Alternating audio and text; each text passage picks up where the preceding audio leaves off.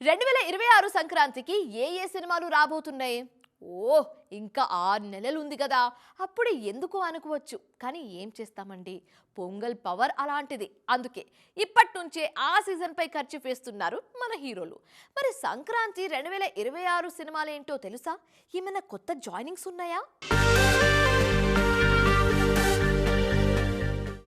సంక్రాంతికి రావడం అనేది హీరోలు ప్రెస్టేజ్గా తీసుకుంటున్నారు.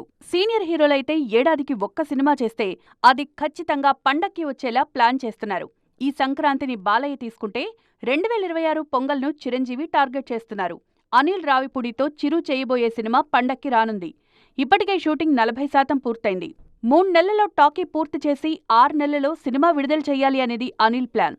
చిరు కూడా దీనికే ఫిక్స్ అయ్యారు. అనుకున్నట్లుగానే షూట్ అయిపోతుంది. సంక్రాంతికి ఖచ్చితంగా మెగా 157 సందడి చేయబోతుంది. దీనికి మన శివశంకర వరప్రసాద్ అనే టైటిల్ పరిశీలిస్తున్నారు. ఉత్సాహంగా ఉల్లాసంగా చదువు సాగాలి, గొప్ప గొప్ప ఉద్యోగాలు సాధించాలి. Vignan deemed to be university. Nayanthara ఇందులో హీరోయిన్ గా నటిస్తున్నారు. 2 ఏళ్ల కింద చిరంజీవితో కలిసి వాల్తేరు వీరయ్య అంటూ పండక్కొచ్చిన మాస్ రాజా 2026 సంక్రాంతికి మాత్రం చిరంజీవితో పోటీ పడబోతున్నారు. కిషోర్ తిరుమలతో ఈయన చెయ్యబోయే సినిమా సంక్రాంతిని టార్గెట్ చేస్తున్నారు. చాలా రోజుల తర్వాత రవితేజ చేయబోయే ప్యూర్ ఫ్యామిలీ ఎంటర్టైనర్ ఇది. దానికంటే ముందే మాస్ జాతరతో వస్తున్నారు రవితేజ.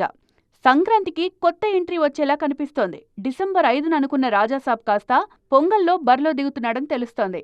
ఒకవేళ ప్రభాస్ వస్తే రేస్ మరింత ఆసక్తికరంగా మారడం ఖాయం. ఎందుకంటే ఆల్రెడీ అక్కడ చిరు, రవితేజ ఉన్నారు. పైగా విజయ్ జననాయగన్ అప్పుడే రానుంది. మొత్తానికి సంక్రాంతి 2026 చాలా భారీగా ఉండబోతుందని అర్థమవుతోంది.